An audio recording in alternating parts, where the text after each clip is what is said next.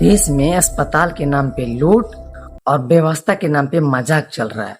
अरे भरम पाल के रखे हो ना कि अरे तबीयत खराब होगा जाएंगे डॉक्टर से दिखा लेंगे। अब उतना इजी रह नहीं गया है। अरे भाई तुम तो मरोगे ही मरोगे, साथ ही साथ परिवार भी तुम्हारी परेशानी से मर जाएगा। इस महिला की इस कहानी सुनो जरा। रांची के अस्पताल में जाती है ट्रीटमेंट कराने, क्योंकि पैर टूटा होता है तो ये अस्पताल वाले इनको 22 लाख का बिल थमा देते हैं और आईसीयू में एडमिट कर देते हैं। लेकिन कब? जब पैर टूटने से व्यक्ति की मौत हॉस्पिटल में ही हो जाती है, तब 22 लाख रुपए भुगतान करने को कहा जाता है। आदमी भी मर गया, पैसा भी 22 लाख दो। और समस्या क्या थी कि सिर्फ पैर टूटा हुआ था। समझिए इस कहानी को, ये सिर्फ पहली घटना नहीं है, पूरे भारत में ऐसे ही चल रहा है। लेकिन भगवान न करे ये किसी के साथ ऐसा हो। अगर किसी का पैर टूट जाए, उस व्यक्ति की मृत्यु हो जाए, 22 लाख रुपए की डिमांड करी जाती है। आपके घर में भी भगवान न करे ऐसा हो, लेकिन सिर्फ चक्कर आने से किसी को हॉस्पिटल ले जाया जाए और ऑक्सीजन पे ऑक्सीजन ठेल दिया जाता है, सुई पे सुई ठेल दी जाती है। हॉस्पिटल में डॉक्टर से लेकर के कंपाउंडर तक दौड़ने लगते हैं, ऑक्सीजन पे ऑक्सीजन लगाते हैं।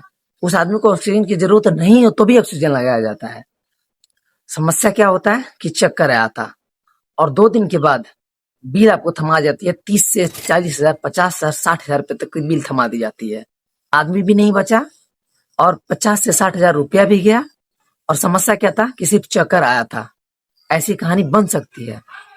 सरकारी हॉस्पिटल की व्यवस्था आपको तो पता ही है, भीड़ पे भीड़। लेकिन फिर भी हम अगर किसी प्राइवेट हॉस्पिटल में जाते हैं तो वहां भी अगर व्यक्ति मर भी गया है, उसके सांस चलने तक पैसे तो वसूले जाते ही हैं, लेकिन उसके मर जाने के बाद भी पैसे वसूले जाते हैं। कैसे?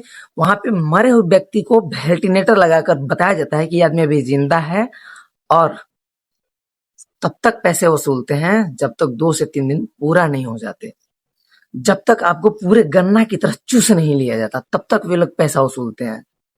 आप भले ही आज किसी की मैटर पे नहीं बोलिए, याद रखिए कल भी आपकी मैटर पे कोई नहीं बोलेगा। और ऐसे ही ना बोलते बोलते एक ऐसा समय आएगा कि हम और आप ऐसी व्यवस्था में चले जाएंगे, गरीबी रेखा के नीचे चले जाएंगे, अभी तो है ही, इससे भी गरीबी रेखा के नीचे चले जाएंगे, इस सस्ते पे चले जाएंगे कि हम हॉस्पिटल भी नहीं पहुंच पाएंगे।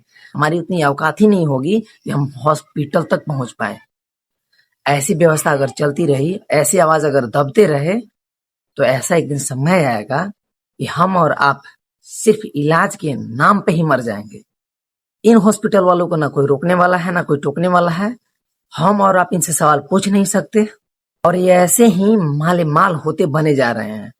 जब भी कोई गर्भवती महिला हॉस्पिटल में जाती है, प्राइवेट में जाती है, तो वहां पे ये कह दिया जाता है कि ऑपरेशन की जरूरत है, तुरंत ऑपरेशन कराया जाए, नहीं तो कुछ भी हो सकता है।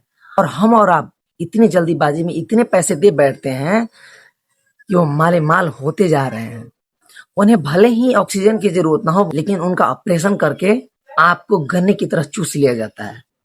और यहाँ पे सरकार भी कुछ रोकने का काम भी नहीं कर रही है, क्योंकि आप आवाज ही नहीं उठाएंगे तो सरकार इसमें क्या करेगी। और याद रखिए, आज आप नहीं बोल रहे हैं, कल आपके ऊपर बीतेगा तो कोई नहीं बोलेगा। आपको तो पता है कि कोई भी रिपोर्ट जब डॉक्टर लिखता है तो वो रेफर में किसी के पास भेज देता है, मतलब कमीशन कमाने के लिए वो कहीं भी भेज सकता है।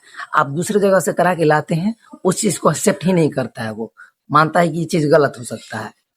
मतलब छोटे डॉक्टर से मिलकर बड़े बड़े डॉक्टर, मेडिकल से लेकर रिपोर्ट तक सब मिले हुए हैं, सबके सब अमीर बनना चाहते हैं, और हम और आप गरीबी रेखा से और नीचे के स्तर पे जा रहे हैं।